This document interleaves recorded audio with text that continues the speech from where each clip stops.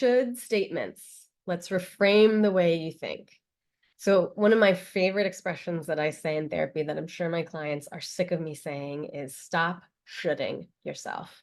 So what are should statements? And we all know what that is. I should have gone to bed earlier. I should have talked to my boss before things got difficult. It's often having these unrealistic, perfectionistic standards. And it creates so much pressure on ourselves of the way things should have been and how much stress we put on. And so, should statements are inflexible. Again, they're these unrealistic expectations of how we should behave in the world and how we should behave all the time and every day. And if you notice yourself saying things like, I should always blank, or even putting it on somebody else, they should never, or this should be blank a certain way. Some better examples are some self-directed shoulds. I should always be productive. I should never make mistakes. I should exercise every day. That's a big one for a lot of people. Other directed shoulds are when you put on others, right? So they should understand what I need. My partner should always agree with me. People should be more considerate.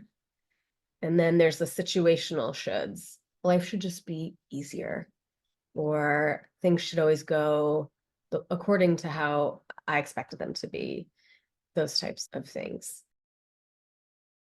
So why are these should statements harmful?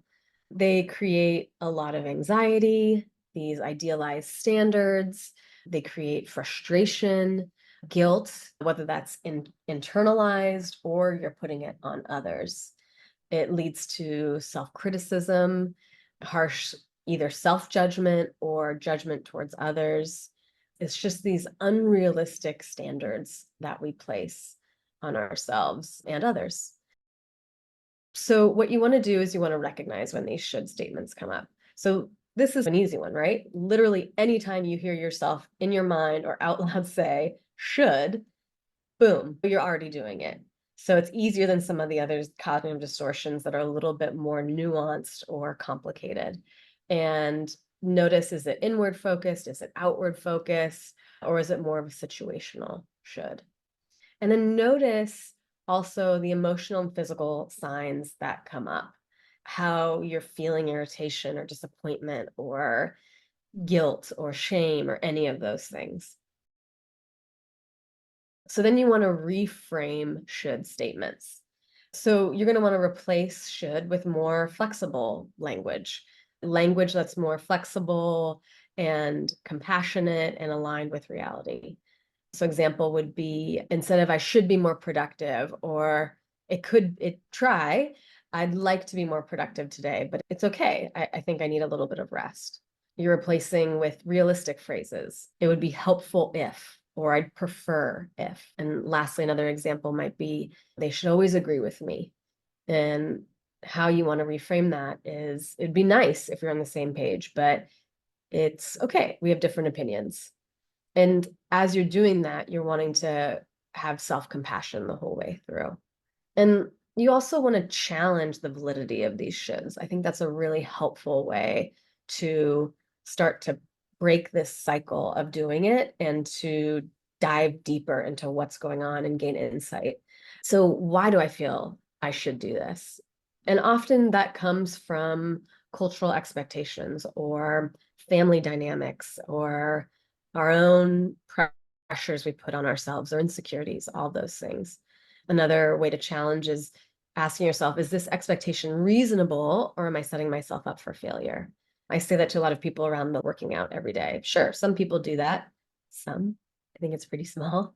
Most, if they even do work out, which is amazing, it is much less than every single day. So often people are setting themselves up for failure. And then asking yourself, what would happen if things don't go as planned? Would it really be that bad? And then acknowledging this power of choice as you're doing it. So again, I like this gym example, right? So I should go to the gym every day. You could say, I'm choosing to go to the gym because it makes me feel better, but I also can and should, oh, I said should, need to rest when it's appropriate. Summarize everything. Notice these unrealistic pressures. Notice when that happens, the guilt comes up, the frustration, any of these shoulds. And if you're finding it's challenging to challenge them or notice them or to dive deeper into why am I doing this? Where do these possibly perfectionistic standards come from or high expectations of others and I'm always disappointed? That's when it can be helpful to talk to a therapist and reach out and talk to somebody who can help you dig deeper and analyze and help you identify when these different things are happening.